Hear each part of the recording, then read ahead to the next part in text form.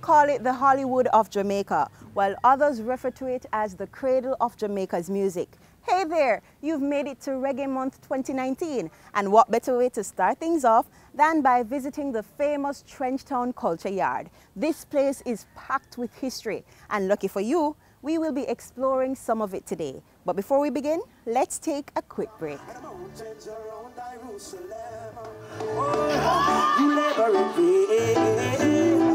You can bring us faith. Oh yeah. She said you cannot around us. She said for us, nothing divides us. No. And there's a more than a million reasons to quit. Sure. And that we love us with a no. More than a million reasons to quit. When judge I know that we hold on. When love is one string are made of. And all I see is her. We got something strong. Something strong. Holding on. Holding on. Hey, we got it going on.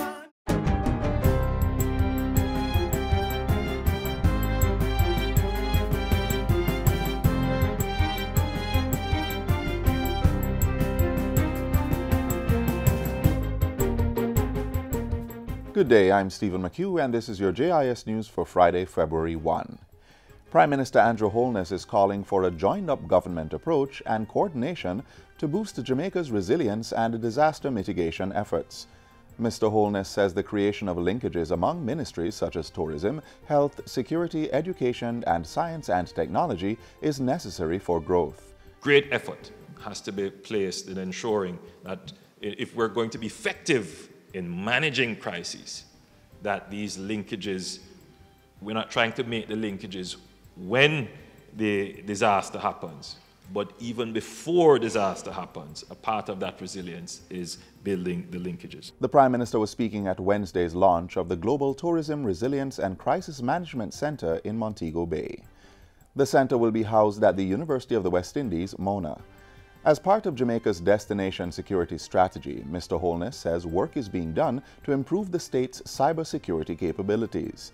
The Prime Minister says work is also being done to limit the threat of pandemics through collaborations with the Pan American Health Organization and the World Health Organization.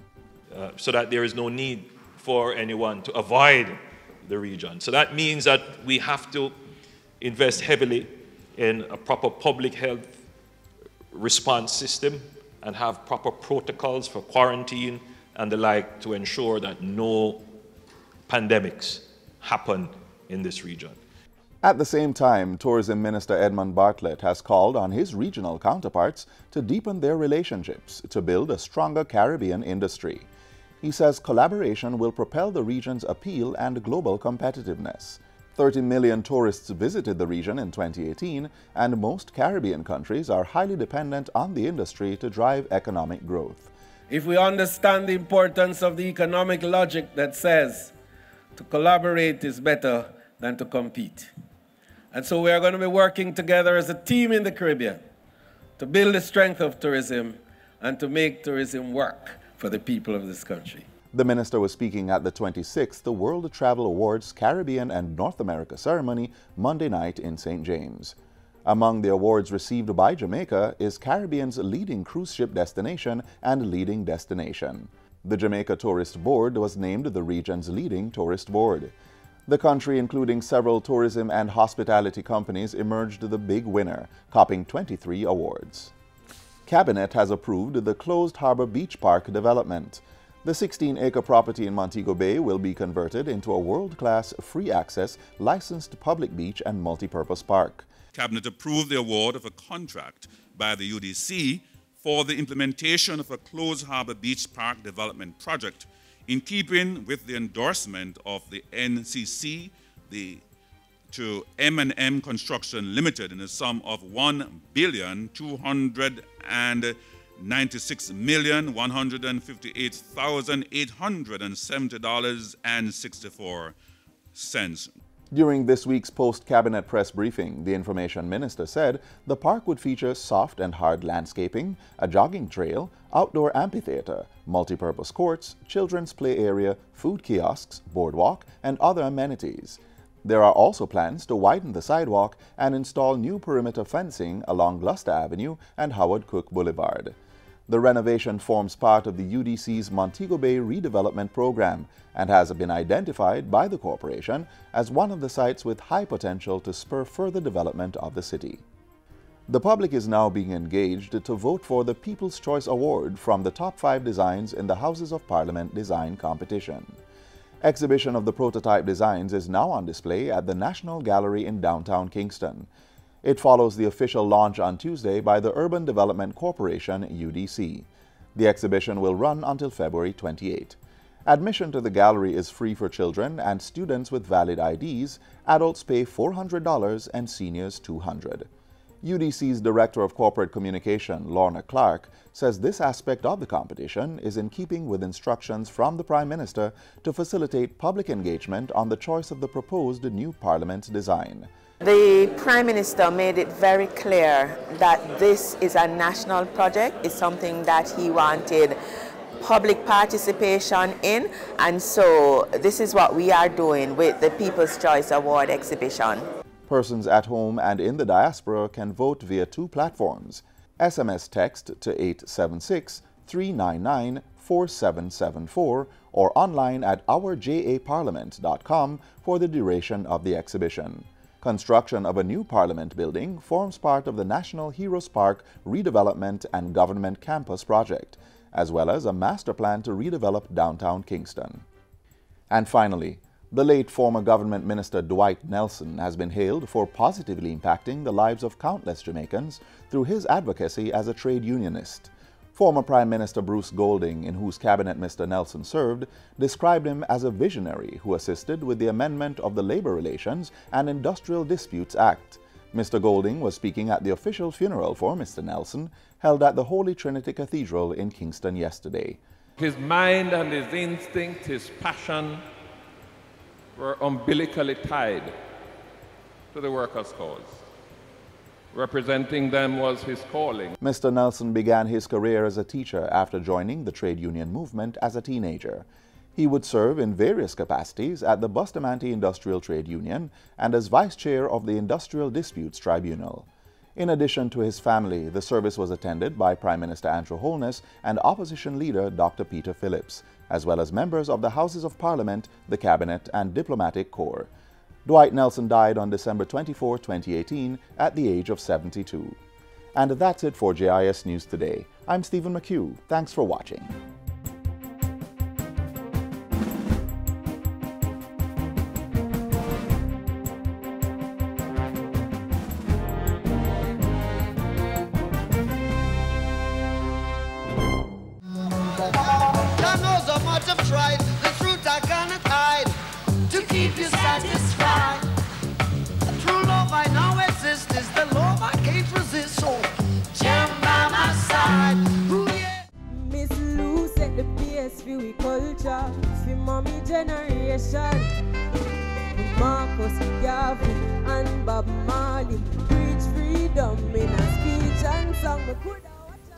It was in this very space that the popular Bob Marley hit "No Woman No Cry" was penned.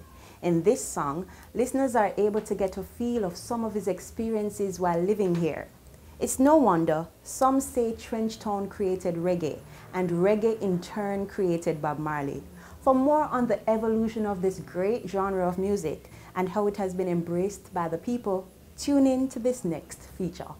From deep within the archives on reels no longer supported by the platforms of a technological modernization in the transmission of sounds and images comes the story of a people and their relationship with the music they have bred. Reggae! Reggae! Reggae music is bass, brother. Yes, sir. Reggae music is roots. Not the drill. Yes, sir. Is our kind of music that, brother? What me say?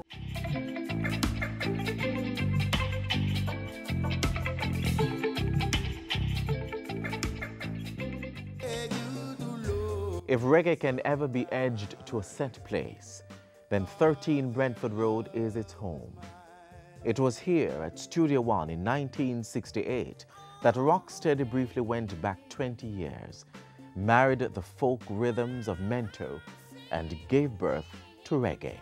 The new art form experienced its share of birthing pains as the so-called elites of society struggled to accept its revolutionary presence, while those from whose experiences it sprung cleaved onto this evolution in expression.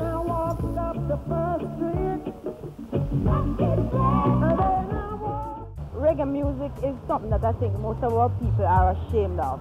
I don't know why this should be, because it is coming from our roots. So much people are naked like them shame. I agree. Truly. Sure, them just shame what truly belongs to them. What me say? That's what we steal sometimes, do I? Truly. Well, I think that the rhythm is very good, and we like it a lot in Jamaica here.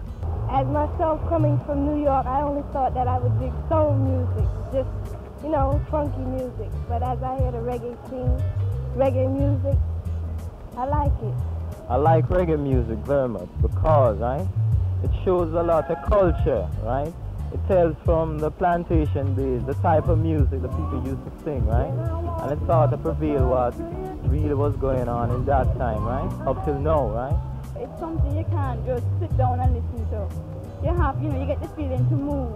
Reggae music is our high-style music. Same way like how soul music belongs to CS, reggae music belongs to J. And my favorite artists are Bob Marley and the Wailers. Probably because it's part of me, you know, and we create it, I don't know. But I think I enjoy playing reggae very much. I really dig reggae music, but whenever time I hear reggae music, I feel like dancing, you know?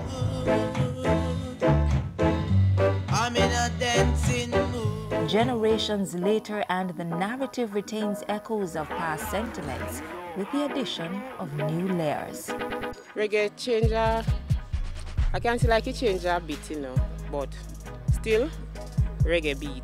The old one is better, the new one not much to me. I just love the old stuff. When I'm working, I listen to my music, keep me going, you know. If me go dance on them music that I'm play, me not really stay there. It means everything. It's a part of Jamaicans' history, so it defines who we are as Jamaicans. It means everything. It means love, it means peace, it means understanding. Reggae is a lifestyle. Reggae is a lifestyle, you know, Jamaican lifestyle. Yeah, even the lifestyle where you live, because even they tell you in the farm, you know, they work hard every day, hustle hard every day, and the music says reggae. So, reggae is life, man, you know?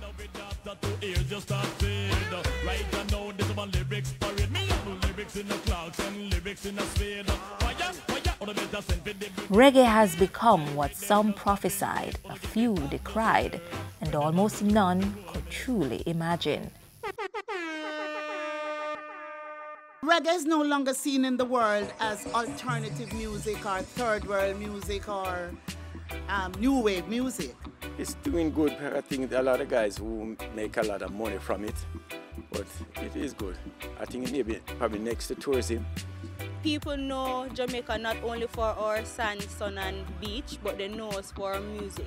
So when you go abroad and people be like, you're from Jamaica, you know Bob Marley, you know such and such, all because of our music. So reggae is our definition of Jamaica. It is the strongest component in the brand Jamaica construct. Reggae artists and those who specialize in its offshoot dancehall have won major musical awards. In life and past death, its greatest ambassador retains an undeniable international presence that has demanded respect from world-renowned publications. Since 2009, the entire month of February has been dedicated to its celebration at home. It was instrumental in garnering capital Kingston the designation by UNESCO as a creative city of music. And in 2017, the Jamaican government submitted a nomination dossier to have reggae inscribed on UNESCO's representative list of intangible cultural heritage for humanity. This international protection instrument will ensure that the origins of reggae and its derivatives are appropriately documented and safeguarded for present and future generations. Learn to dance, learn fascinating to reminisce on the early days when Jamaican music struggled to germinate, and the pioneers were classified in some cases as undesirables right here at home. But even then, in its infancy, Well, I think that reggae is a good music, here to stay, and I think reggae music belongs to us and we ought to show it, right? And now, Reggae is hot commodity and the world has embraced it, but we are proud to declare that we still own it. Respect must be given whenever respect is due. One more time, let's give it up for Jamaica and reggae music.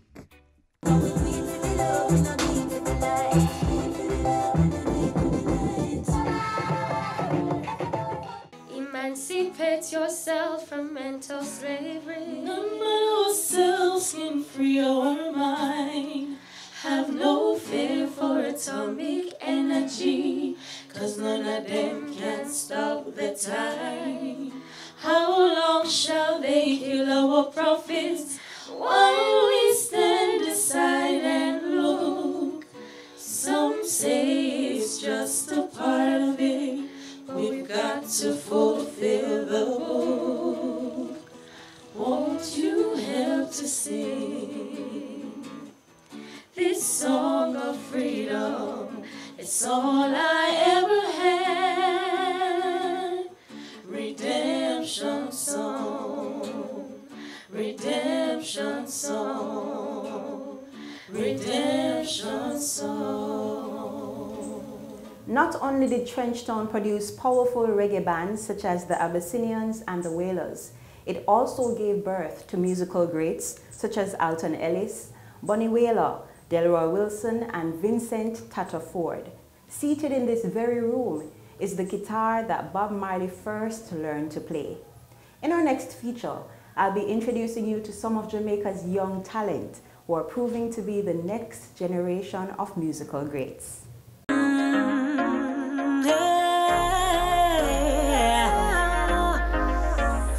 At Belmont, we no watch no face, we no watch no color, gender or race. Yes, Belmont is our school zone. You can call it our secondary home. Hey, school zone, it's nice to meet ya. Truly, we're glad to see ya. Happy New Year, I'm glad to say, and I hope you all have a very nice day. Hey there, guess what? It's another episode of School Zone. Yes, we're back already, and we're so happy you could join us.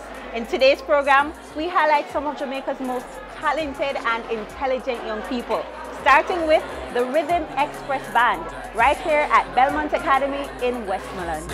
Belmont Academy in the school zone. We might be local, but I grow, we grow. We grade them high, and we have them for sure. The best school in the West Belmont life. The Center of Excellence concept came about because the government at the time felt that it was necessary to have schools starting off with some measure of excellence. What we found over the last 20 to 30 years is that those new schools were usually placed among the low-performing schools nationally, and the government wanted to shift that, right? So they studied a model out of Europe and retrofitted it for Jamaica. So there are a number of accountability matrices that are here that are not elsewhere. The mentorship program and all the other programs that we have in place really allowed us to see some significant advancement. So we were pleased that we really jumped the ranking in 2016, where we went up to 13th position in the island. And you know, out of almost 200 schools, at a school that was not even 10 years old at the time, you know, to have been placed at 13th, you know that we would have given the other schools a whipping, you know. But not only in CSEC that we excelled, we did so with the CAP program as well, NCT VET program, and we did so with CAPE, because we have been the top movers in both CAPE and CSEC for the last 3 consecutive years. And we are the top school in the island of Jamaica for the last 3 consecutive years in CAP as well. So as Mr. Simpson said, Belmont Academy was a top CAP performing school in 2016, 2017 and 2018. It was also the top movers in CAPE and CSEC. For more information on this, we gathered a few of the school leaders to talk to us about how they have achieved this feat. Joining me are Damar Brown, head boy. Naki Blake, head girl. Rashin Cooper, student council president. Rick Kirby, deputy head boy. Monique Jackson, deputy head girl. Thanks for coming, guys. All right, so we're going to go straight into it. Mr. Simpson mentioned that there are numerous accountability measures in place to help students get the best grade that they can get, right? So can somebody tell me a little bit about what are some of these activities that are used to help the students? Okay, over the years we have Saturday classes, Easter class, summer classes, and maths camp, which on Saturday classes, students will come from 9 to 2. Just as how when someone does something that isn't so right, there are consequences that you have to face, such as detention and suspension. The school rewards you when you do excellent by promoting you. So what happens is that if you have over a certain average, so I think it's 85, so if you have over an 85% average, in your year group, you have the opportunity to skip a grade. Within the school, we have several mentorship programs that we have implemented. We have Girls Empowered for the Mission, which is GEM, and Boys on a Mission, which is BOM. Within these, we have highlighted students who we believe are capable of mentoring other students. So students who may have academic challenges, who may have personal challenges. And through these programs, we seek to help them to grow, uplift them. It's all about empowering them on both ends. Academic mentorship, we have after-school programs where students who have challenges in different subject areas, we assist them, we provide to them different tools and materials that can help them to advance themselves, both student to student, teacher to student, and teacher to teacher. Awesome. And what do you personally think about this program? Is it working? It is working because personally I am in charge of GEM as the head girl of the school, and through that program I have seen where the girls that are the mentees within the program, they are changing, adapting, they are relating to their environment. I see where they have achieved great results. We as sixth formers are required to do a skill, so it's basically an advantage for us because then we graduate with our CAPE subjects as well as having a skill, so we can work in the hotel industry at the same time we can go to university if we wish to. Finally, your principal was also referred to as one of the most creative and innovative principals in Jamaica. Do you agree?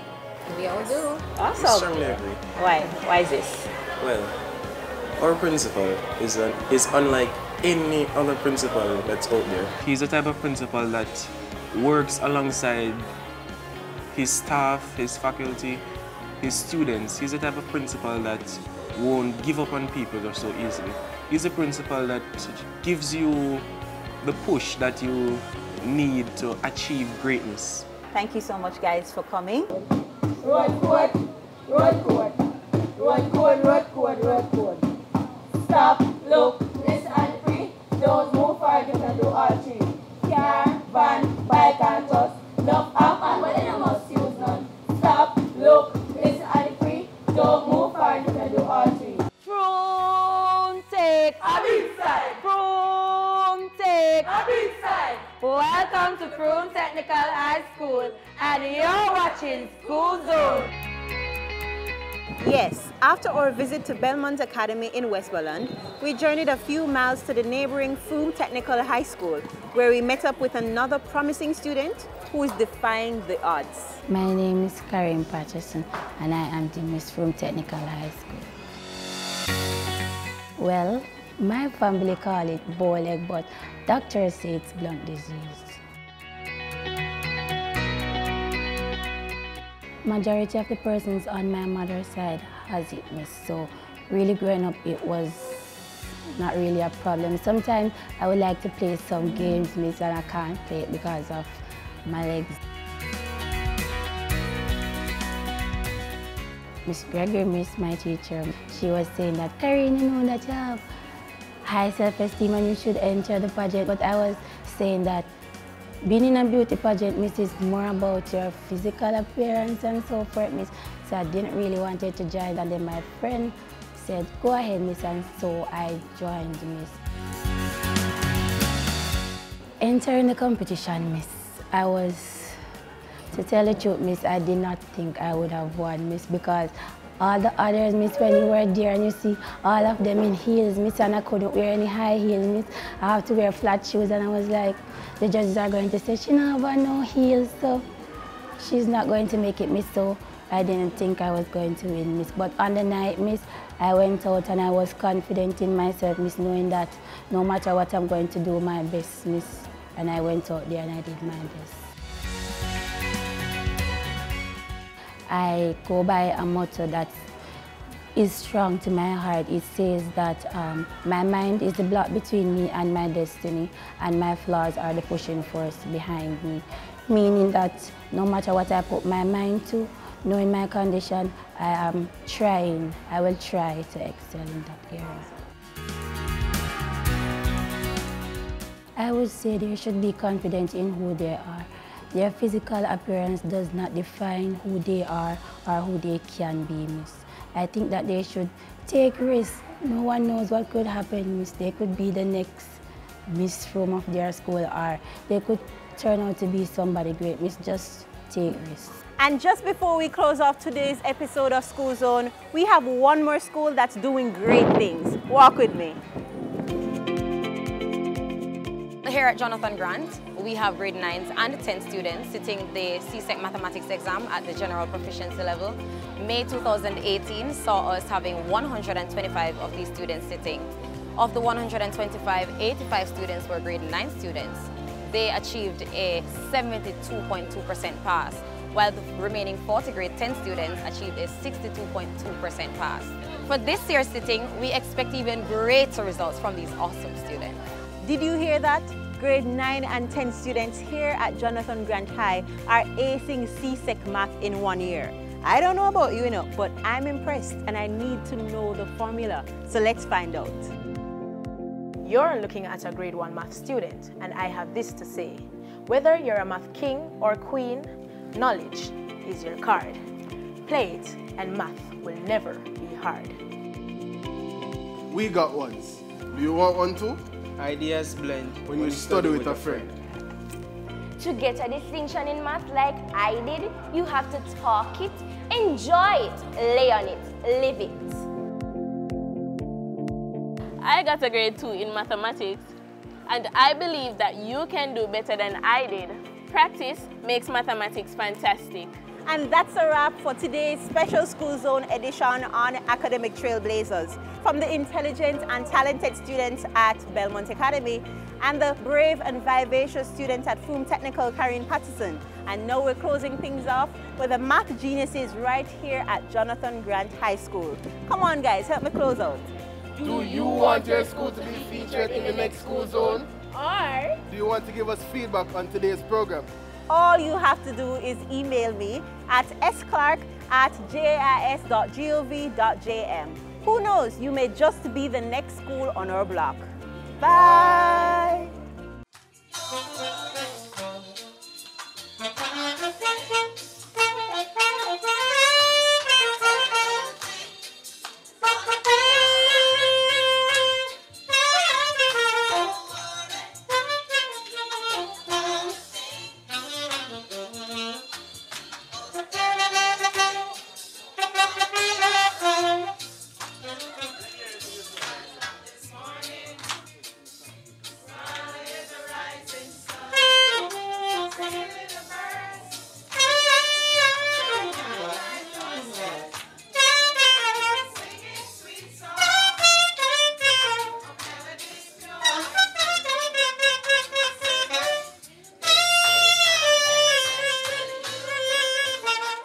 And we close things off here at Culture Yard by visiting the statue of the man we've spoken so much about today, Bob Marley. We do hope it was an informative show. To learn more about Bob and reggae, all you have to do is tune into our magazine each day of Reggae Month. Don't forget to visit our website, jis.gov.jm, and follow us on Facebook, Twitter, and Instagram. I'm Sandria, reminding you that for a better understanding of reggae and the phenomenal evolution of Trenchtown, all you have to do is visit the Culture Yard. Take care.